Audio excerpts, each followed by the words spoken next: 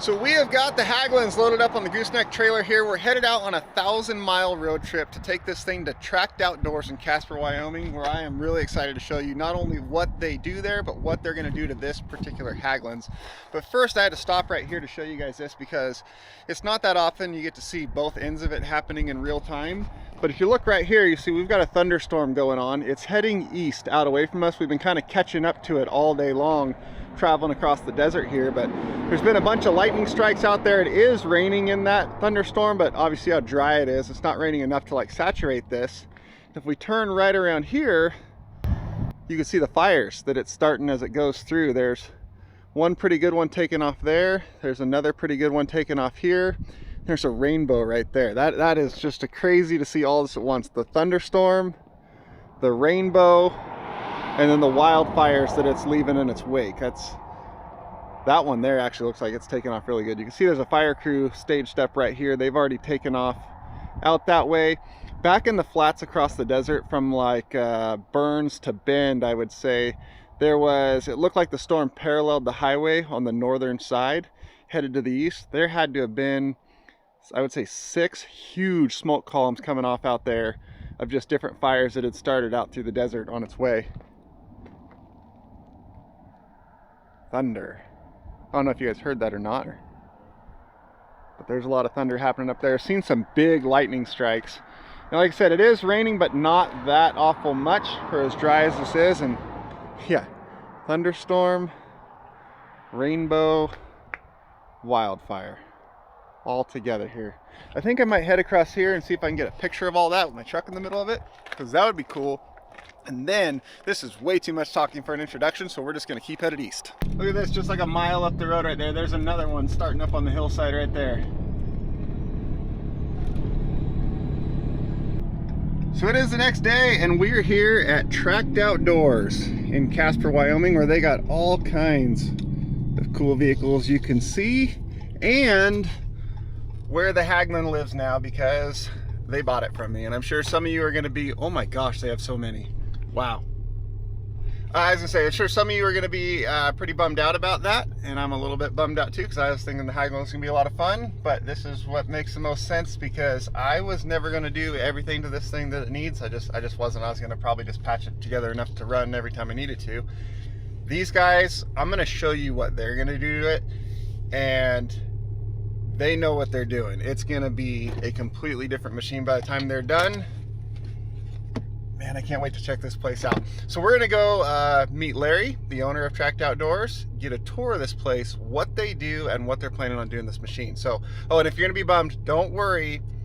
I am picking up the replacement for this on the way home. So that's coming. This is Larry, the owner of Tracked Outdoors. As you can see, he's got just a couple of Hagglunds laying around here, and this isn't even close to all of them. No. And you got other stuff too. I saw some Tuckers laying around, some LMCs, some stuff. We service all brands, but our main focus is rehabbing the Hagglund. So this is your, probably not your next project since you got this line over here, but upcoming project? Yes. What's your plan with this?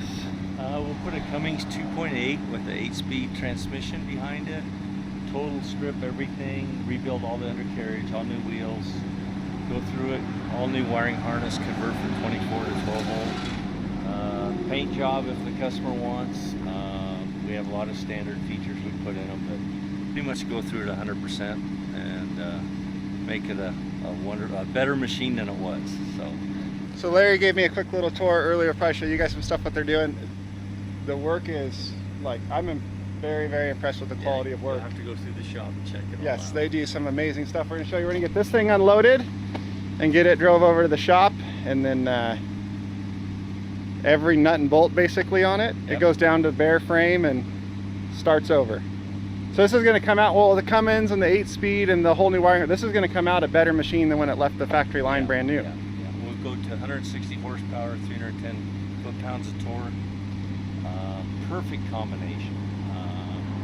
All new wiring, everything, intermittent wipers, LED everything. Step up on all the heaters. A lot of options we can add to. So.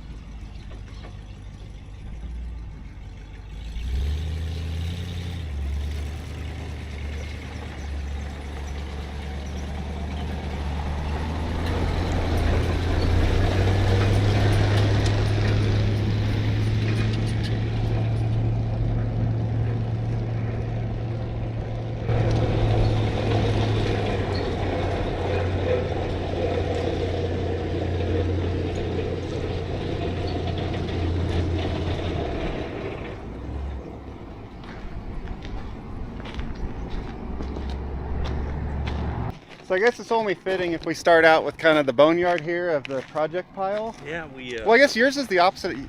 Yours, most people with equipment yards and stuff have equipment that eventually ends up in the boneyard. You start with the boneyard and make it back to new again. Yeah, we do over the years we've acquired a lot of people who acquired Hagglunds, parted them out, and due to the availability of parts and stuff, everything's got a value now, and we're able to refurbish or reuse parts for a lot of different items. So it kind of helps what we do. We've got a variety. We got some units that are half cabs, which actually were, I think, rocket launchers is what they use those for. Oh yeah. And got the canvas for them, so a little bit of variety. We do a lot of stuff. Our big customer, search and rescue, and we've done a lot for cabin owners, cell tower companies, but the variety that we're able to make our needs. The flatbeds, we've hauled hay. There's a lot of capability with these things. I've seen them set up as firefighting rigs. Yeah, we've brush got rigs. We've got one of those up at my cabin right now. We've got another one. We got several. One in Montana, one on the Casper Mountain. So we got several. I've even seen hook lift, like swap loader hook lift bodies on the back of them. Yeah.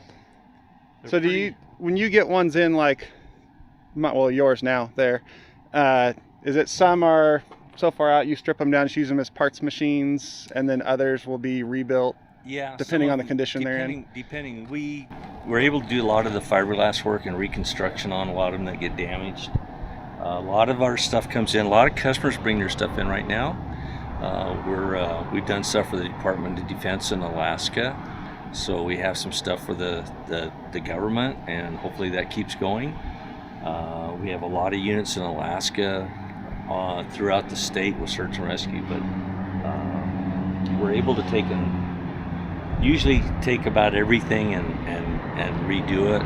Gearboxes and stuff like that we go through. If we need new ones, they're available. They're rather expensive, but as long as we got a good body, a good frame, and the major components, we take them all the way down and refurbish them. So.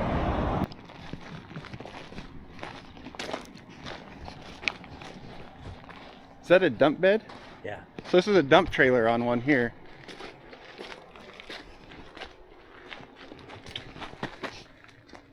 Oh, this one doesn't dump though. Oh yeah, it does. It hinges up here. Okay, so this is the subframe. Yeah.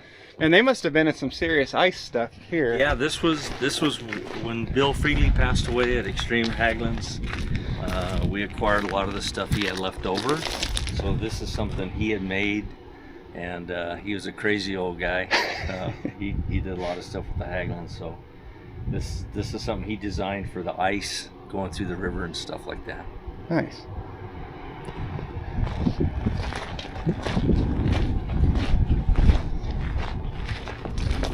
So that's fully powered, everything just like standard, but dump bed. So if you need a dump truck, it could be a dump truck too. That was something I thought was really cool about them, is they can be basically anything. Yeah, yeah. Well, like here's I guess this is a back half chassis. So this is all that's needed to run them. And then anything can go on from here. Super. I mean, the engineering design of these back in '85 is phenomenal. It's hard to beat. That's why we refurbish them, because all we do is just make them a little bit better than they were. But simple, lightweight, super maneuverable. They float, so they're well designed. So this is the base. That's the chassis. Is this a wide tracked one? Yeah, it is a wide track. Where it's the longer, yep, kind of leafs same or whatever tracks, on it. Just a wider leaf spring, wider base, axles, longer drive shafts. Yeah, I'd seen that kit where it widens them out for a bigger footprint. But yeah, so that's your platform, and then you can go anywhere from there with any type of body on top of it. So they were personal carriers, they were shooter units, ambulances, command centers, and several others. And then flatbeds, all different types. Very, very versatile machine. So, and they were made to be lifted by a helicopter. Oh, that's what those are for. Yeah. So on mine, these aren't here. Well, yours now, these aren't here, but the threaded ports are. I didn't know what that was for. Yeah. So helicopter lifting. Yeah, there's actually a decal goes on inside of the cab. Marine Corps one here. And from what I've found, the paint scheme on that one of mine that I brought, that's Swedish military, Yeah. Originally. And then the differences between the U.S. and the Marines is different way they did it. You know, one of them lined it. That's more conventional, where they just spray, and some of them are actually lined out. Here's a flatbed. This is just a non-powered trailer. This is a Okay, so this is like a kind of like the trailer. I just recently bought a trailer at an auction, kind of accidentally, that has mat tracks on it, kind of the same setup. We use this if we got to haul hay to ranchers in a severe storm or something like that. So, or whatever, propane tank. So you or something pull like this behind the Yeah, Hagglund. Hagglund. Yeah. It's rated 10,000 pounds, so it'll carry quite a load. And you got the little crane for all your lifting barrels on and off if you Or need or elk. something. Yeah, or that. You have got a variety here, that's for sure. Speaking of the steering, that's a big benefit over this style of cat, is if you're trying to climb something really steep or go through really deep stuff and you need to turn with this style that slows down one track to do it, you lost half of your drive and traction. Yeah. Where these, like the Tuckers, all four are always pulling even in a turn. So they have, you know a whole lot more about snowcats and all that stuff than I do, but I've driven snowcats and stuff, and it was, if you got something really deep you got to go through, really steep you got to climb, you aim for your point on the other side and go straight until you get there. Yeah. You aim ahead of time, and these are the Tuckers, you can kind of do what you need to do along the way. So is this something else that's getting full rebuild, or? It's, customers want us to go through it and just get it running and get it so they can sell it. So it's one of those things that's been sitting in their yard for a long time. Not sitting in your yard. I think so. That one over there's got a very different body on it. Yeah, and that's actually a Hagglund with a Prinoth body. And Prinoth power put their metal body on these, and originally these were designed for Yellowstone tour coaches. Oh, that's the wide track kit Track unit. and a wider body on top of that. This is a cool looking one. The big issue with it is they added a ton of weight. Oh, this is Yeah. not fiberglass anymore, yeah. They got one heck of a fuel tank back there. Are these tracks themselves wider, or are those same tracks? Just Same tracks. okay, Yeah. just set out the Yeah. track width is wider. That's a cool machine. That is a lot bigger in the body and Oh, yeah. everything. A lot bigger. They did a lot of stuff, you know, they try to make it real comfortable, a lot more heating and ducting, and I think they probably added 4,000 to 5,000 pounds to the unit. That's about all they're Yeah. rated for, isn't it? Yeah. This is a pretty nice looking one. Yeah, this one we just did service on. It's a lady has a cabin up in the mountains. So this is one you're just servicing for a customer getting ready for this winter season. Yeah, we do all the maintenance on them usually, and it's once you get everything up to par, it's pretty easy to keep them maintained, cost effective. Looking at them, like, I kind of thought they'd be like a maintenance and repair nightmare because they're so different than anything standard, but everything I've read about them and looked at, and then after like actually seeing that one in person, checking out, they're very simple and seem very, very durable. The 24 volt systems back in 85 to 95, a lot of relays, a lot of things to go wrong, a lot of people didn't have wiring schematics. They were complicated in a way, and when we go back to the new systems with our Cummins, we go 12 volt. It's up to date, more, you know, electronic modules. Well, then I have some very good news for you regarding that one. Come check this out. That whole problematic 24 volt system is here in a big pile on the floor, so it's not going to give you any trouble. Yeah, we have a special bin for those. I would imagine so. But there are quite a few of the new bogies in here, and then some that are older, but And wheels still. we get those relined. You do the relining on those? Yeah. So We do all stuff new- like these chunked out wheels here do not concern you on this one because you're going to redo all that anyway? Yeah. You haven't even really checked this thing out yet. Not really. Yeah, why don't you see what you bought? Yeah.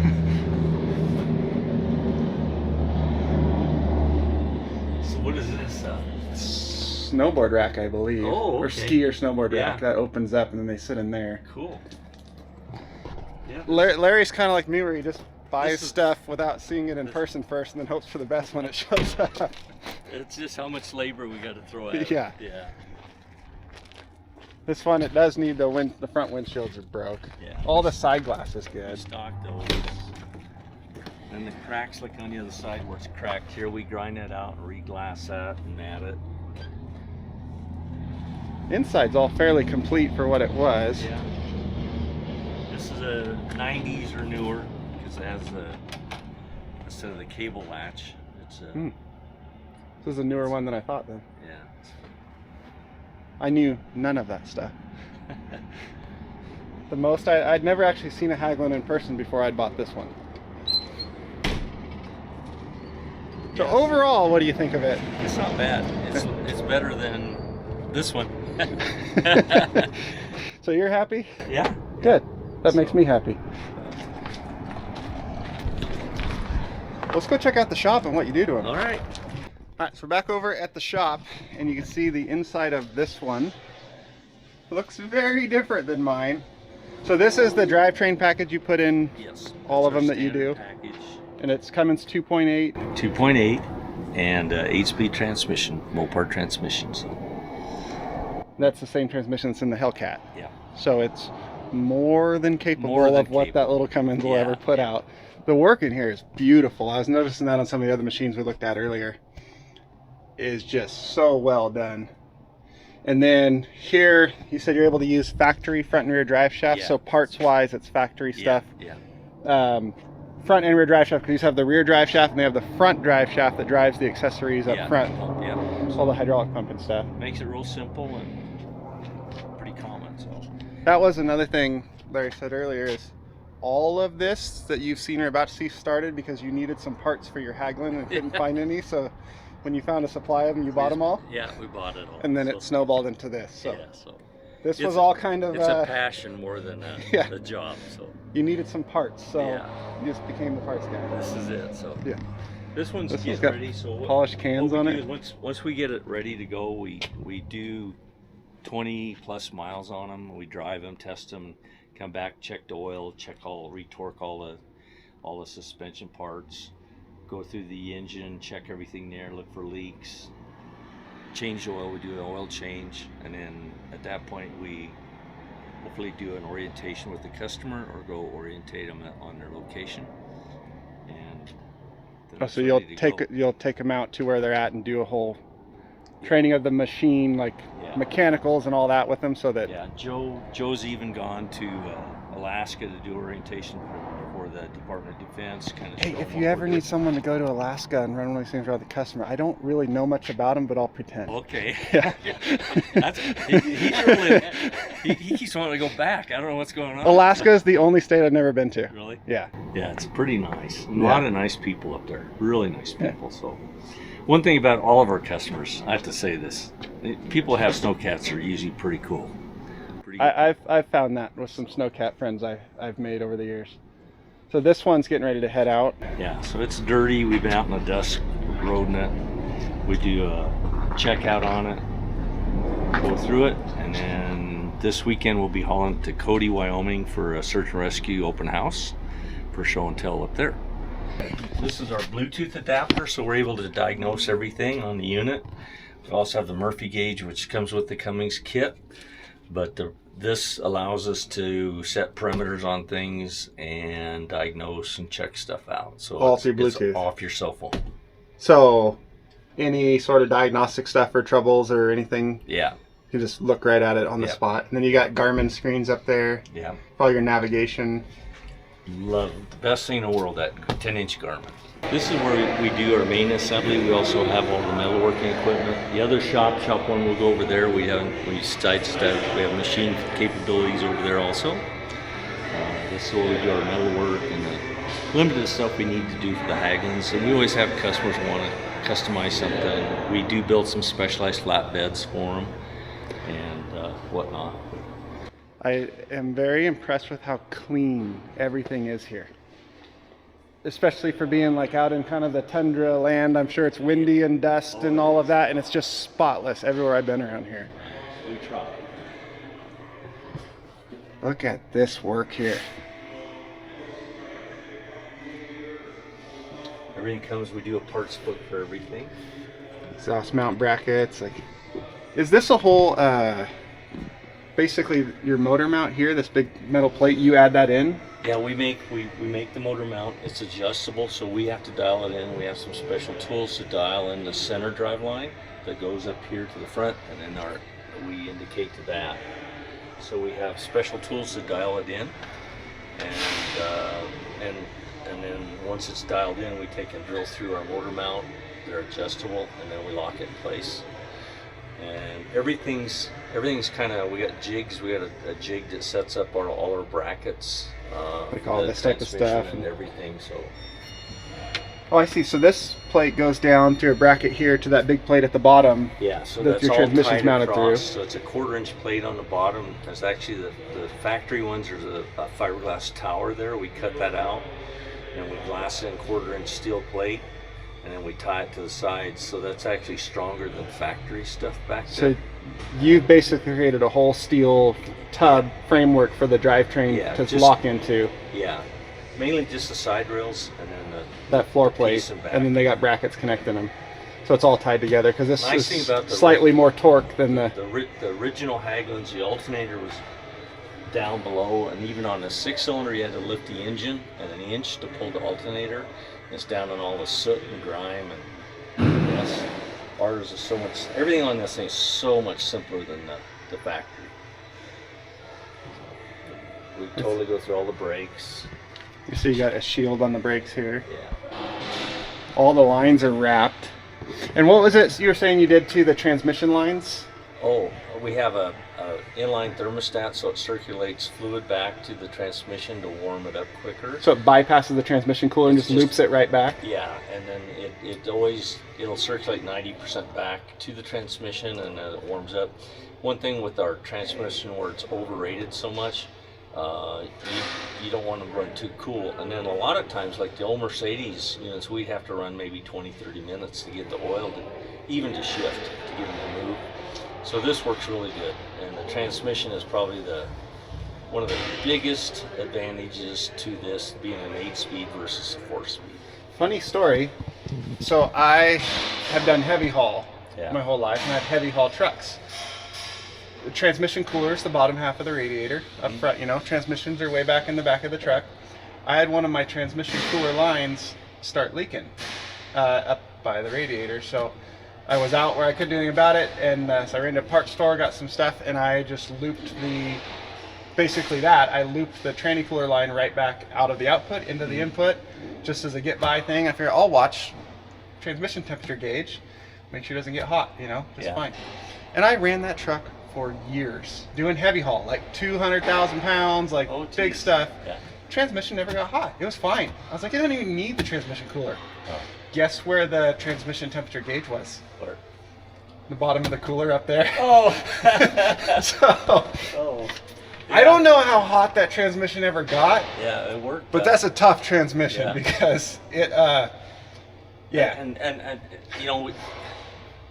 there's 2.5 years of R&D in this thing, but our transmission temperature probe is in the transmission. It's not in a line or anything. That's a better spot for it. So everything we have is and if you bypass it, done really well. I mean, it's neat. We have the manual Murphy gauge, gives you engine temperature. Manually, not electronic. Well, it's electronic. Oh, it is. And then we have a manual gauge on top of the thermostat. So that really helped us diagnose our cooling systems. We run them when it's 95 degrees. We drag sleds around.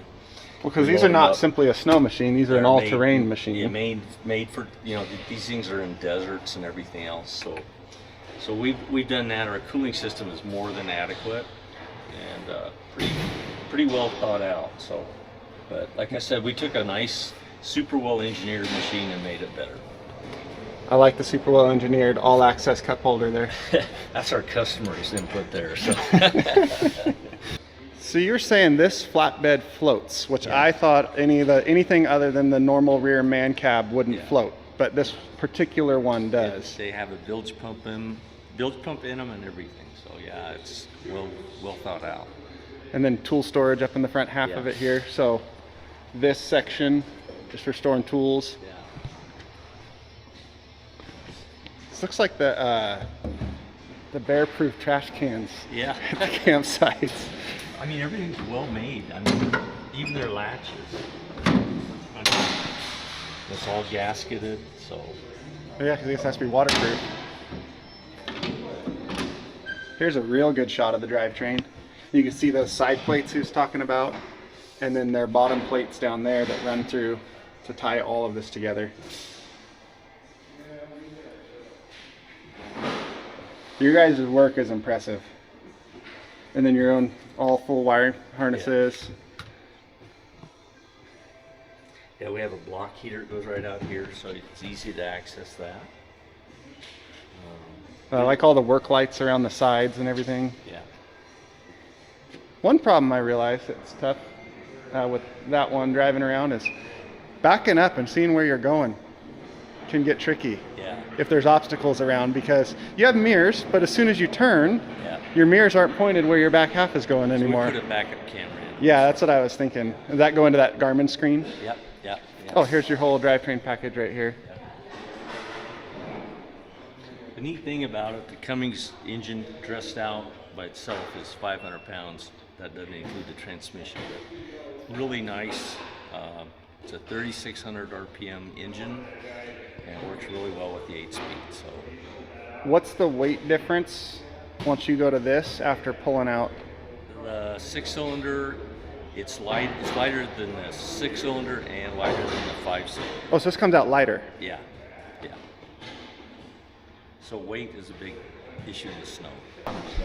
You even got custom rims on the toolbox. Typical office, it's kind of a mess, but we try to get a collage of pictures of all our customers and different ones that we have. A lot of cabin owners or resort owners, moose hunters just love these. And there's nothing more tougher to get to than some of the moose hunts. These people go back where nobody else is going to go to get a moose, and they got to have something that's reliable. So I really like the camo and the Cascade Heavy Rescue colors there. That's cool. That was a nightmare to paint. Well, maybe one day when I come buy a fully redone one from you, Yeah, 100%, that's what you got practice now. you can do a lot with that. So this is disassembly bay here. Yep. Yep. And we'll check- start cleaning, take the engine out, do all the dirty stuff, wash it out, and So this is probably the first place mine will come into, is in here, get completely clean, and then start to pull apart. yeah. So we have a hoist in here, so we can take the engines out. Oh, you got a full bridge crane up We there. have a counterbalance lifting device, so it makes it real easy to pull the engines out. Oh, because yeah, you got to reach in Yeah. and then pull them out of there that way. So we have a tool that works really good for that. Good thing they have big doors. Yeah. So we'll go over and check out the thing.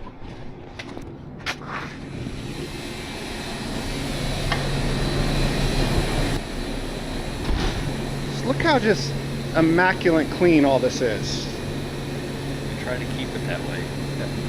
I guess this one especially being paint and body, so We try to keep the dust down. We do all our sanding over in shop 3 and stuff like that, but this is primarily just the paint. We're painting sprockets right now and undercarriages. Sprockets we just do a simple epoxy paint on. All our units we do a primer sealer, then we do a sandable primer. We hand sand them all, and then we do a sealer again, and then we do the top coat.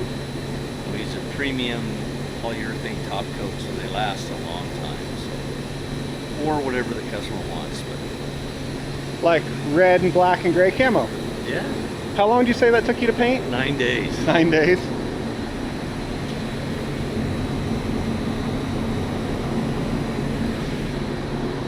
This is the fun room.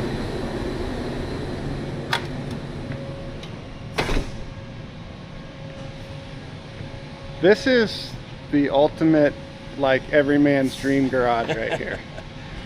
Yeah, we have a lot of neat stuff. This one's just, this is your personal one? Yeah. And I would probably say, after what I've seen, like, this one's my favorite.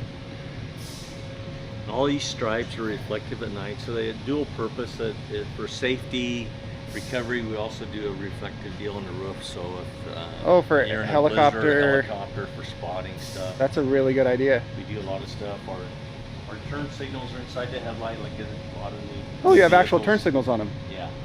So we got all that stuff, and makes a pretty nice package. This is a new unit with the. I was gonna say these sprockets are opposite.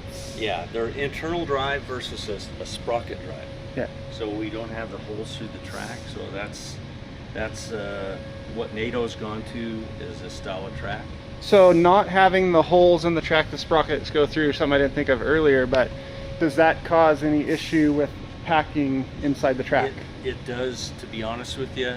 We put these on last year. We haven't had a bad enough season to really test them. So these are the test ones on your personal machine? Grass, I think, would be bad. Maybe ice buildup, but we'll see how it goes. The conventional ones are a spoke. Yeah, to show the difference here, this is standard where the sprocket sticks out and pushes through a hole in the track, which then has somewhere for anything that gets inside the track to get pushed out. And those have been in use for 35 years and worked well. So you know, is it a good improvement? I don't know personally yet, but we'll find out. The ride's nicer, a lot of advantages to it. So we'll just, I can't say it's good or bad until I know 100% myself. Yeah. This is a beautiful machine though. Check out the polished cans on the back.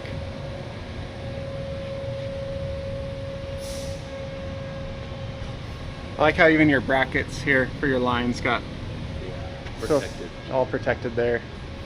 So we got an additional fuel tanks, which is an option. Oh yeah. So we got 30 additional gallons up there for long range. What do you have total rescue. then? What's that? What's that total? This one's, each one of these is 21, and you got 10 gallons there and then 30 there. Search and rescue in Park City, we have that. We have a DOT gas regulated tank on theirs.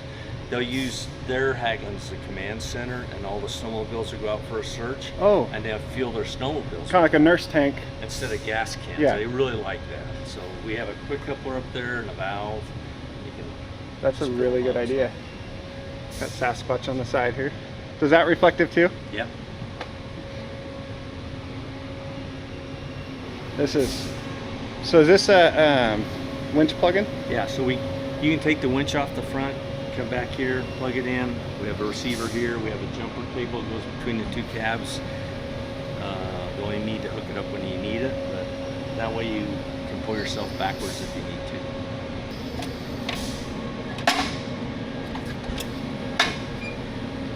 So a lot of times when they do a rescue, we do a lot of, it sounds stupid, we do a lot of highway rescues anymore. On the interstates where it'd be like a 40-car pile up.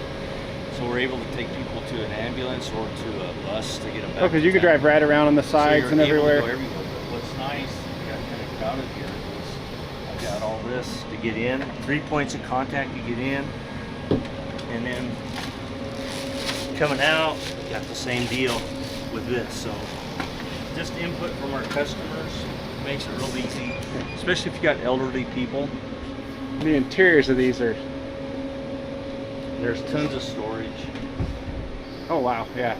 You got everything in there. And then we've got one for Park City where we have like a hospital lift where it telescopes out. Oh, to get like a stretcher. So it'll lift 400 pounds. It'll go in and go side to side to lift a person in. So you can bring a stretcher or person up, bring them in and get it over and set down. What happens if you're in 2 feet of snow or more, trying to lift the stretcher and getting in there and lifting sideways, we eliminate a lot of back injury. What I've found, like this right here is a perfect example. This will be the same thing. You get in deep snow like my track Jeep or something like that, that sits on snow much better than my feet do. Oh, yeah. Is I get somewhere and I'm sunk in about a foot and I hop out and I sink up to my waist and I'm looking up at the Jeep sitting on top of snow going, how am I going to get back in that? Yes.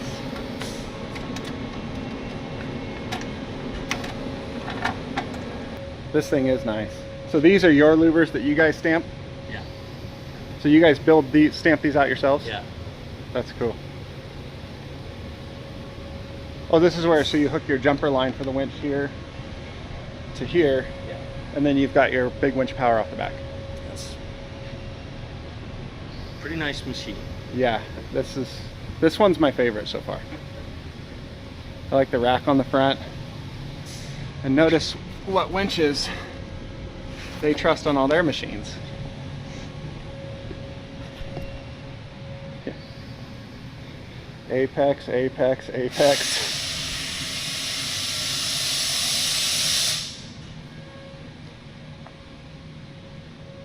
Yeah, we should be doing an Apex commercial there. Yeah, you pretty much are. Yeah. Oh, so this is the, is this the, no, the This is water like- guard. Yeah, actually it's a cold front. Let's say we've been on a rescue where you'll sit and wait for hours or do stuff. So this is a cold front, basically, like you Keep put on heat a in pickup. it, yeah. So if you're idling for a long period of time, you definitely have to remove these when you get going. So we do this, it's dual purpose, a cold front, and also keeps the snow and moisture out. We also have one for the back. So what I've read on these of people swamping them, because this is all open Yeah. and everything, is when they go into water too fast and bring it over the top, this is Yeah. all wide open. Yeah. I saw somewhere, read a comment, someone, there was a cover that covers this for the water. Yeah. Anything would help. This one's a standard air cleaner. This is the top spin, which these things work wonderful. They keep dust Oh, I see. and Those snow. ones are extended. That's all our new ones have the extended high rise, because we had a customer swamp his and it wasn't good. Yeah, I bet. Beautiful machines.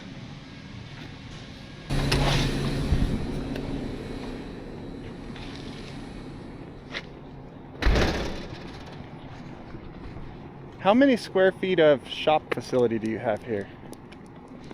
I should know that, but I don't offhand. It's a lot. We got 30 acres 30 acres? and a lot of concrete. Yeah, you've got, which I would bet is really, really nice in the winter times around here. Yeah.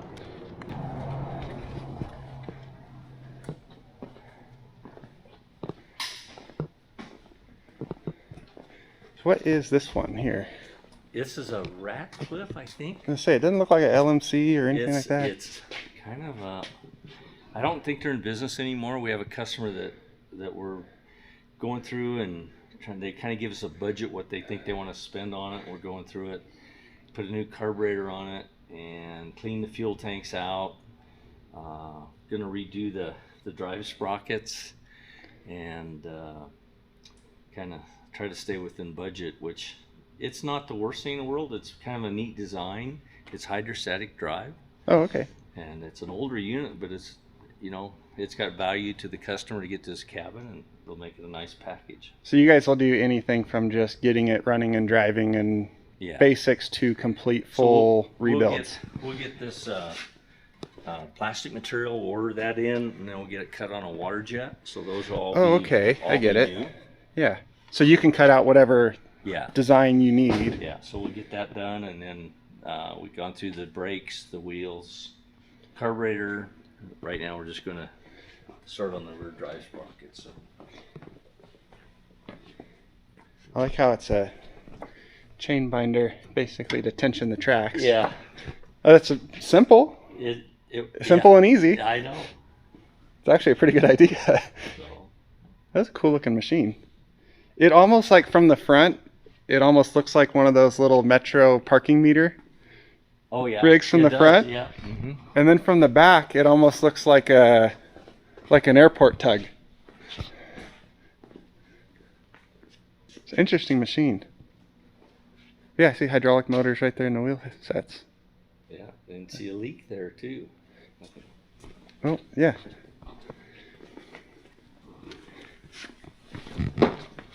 Yeah. Must be a turn line there. No clamp on it or nothing. So that, or a vent. That's probably a vent. But yeah. The problem on some of these is getting parts for them. So that's always the big issue. So So you just start making stuff. Over here we do minor machine work and whatnot. Well, speaking of making stuff. So.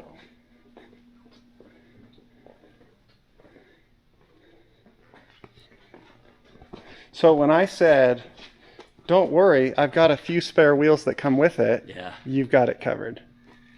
Yeah, so. But you'll take those ones and reline them too, so just add to your inventory. So. Yeah, you've got just a few.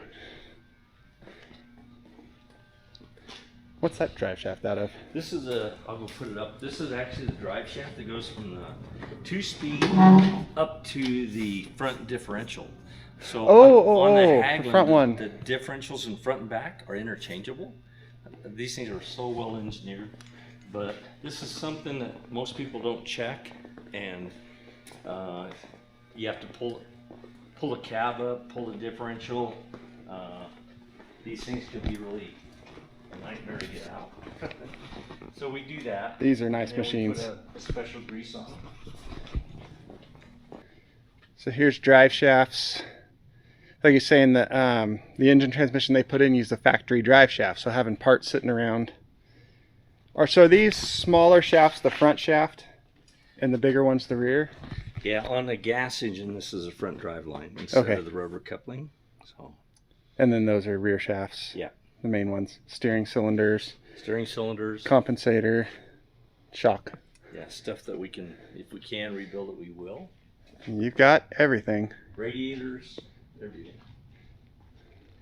And over here we actually have complete rebuilt Mercedes 6-cylinder and 5-cylinder engines ready to go, and transmissions. Bearings and seals and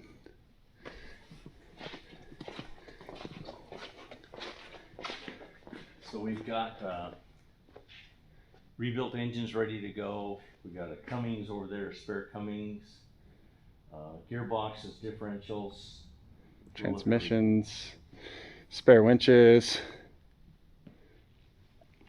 You are like, yeah, everything. Yeah. So. Nice service truck too.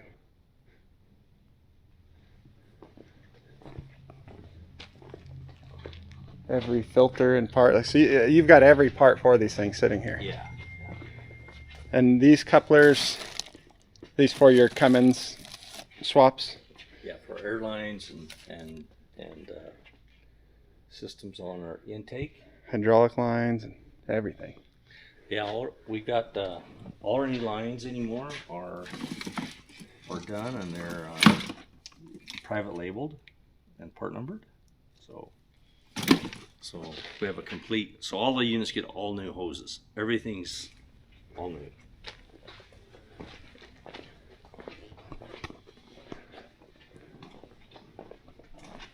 Even the gas cans. You've got everything. Yeah. If it's on it, it's here, I'd guess.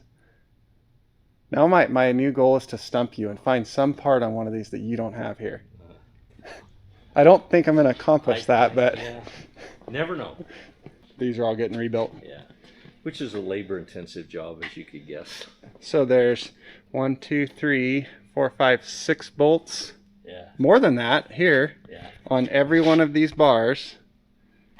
On every one of these tracks. A lot of work. Yeah. A whole lot of work. So you've got everything. You got LMC machines. You've got Tuckers. Ooh, what are those ones called? LMC 30. That's an LMC as well? Yeah. Yeah. You've got all that. And then you've got a bunch of, are these over here like ready to go, Hagglunds? Yeah. There's one's one's got a gas engine in it. The other one's got a Mercedes diesel. So we could sell them as is, or build them to whatever level. We'll rebuild them. Our best thing anymore is just a new package. That's our main focus. It's like the one I brought in. That's what you're thinking with it is rebuild. It's going to be a complete like this one or yours in there where it's full Cummins, 8-speed, everything. It's a lot better for the customer, a lot safer. You know, after 35 years, it's time to redo the wiring. Yeah. Well, Everything else the removal's already been done for you on that part, yeah. so you're set. Well, that is Tracked Outdoors in Casper, Wyoming. incredible facility. Thank you, Larry, for giving us Yes. the tour here. Thanks for And coming. I'm excited to see what happens to that one. Yeah, Even though I already kind of see what's gonna happen to it. I'll keep it posted. I kind of thought that machine, This looks pretty grungy. It's a really pretty unit, but it's well, testing and best and all yeah. that. But like mine over there, that one, it's not so far gone that it's okay to just run it as a hack job machine. It's actually a really complete and good machine. It's primed for the redo, and that's something I wasn't going to do to it. So I'm happy that that's what's going to happen to that one, and it's going to be one of these just top tier machines. Yeah. That's going to be very, very cool. So check them out. I'll put links to them down below, and maybe you post about that one every once in a while. People will get to see kind of its progress as it goes. All right. Thank you. Thank you very much. Well, there it is. I'm gonna miss my little Hagglund, but my new goal is to own a Tracked Outdoors Hagglund, and maybe it'll even be that one day. But the way they do them is how that machine should be. Something I was never gonna do to it. This is where this thing needs to be to get done and done right. So I do want to own one day, but it's going to be a Tracked Outdoors one. This place is absolutely incredible, and their work is phenomenal. So big thanks to Larry for showing us around. And for those really bummed out because they wanted to see tracked recoveries this winter, don't worry. I sold 4 tracks, but I'm gaining 8. More on that in the next video.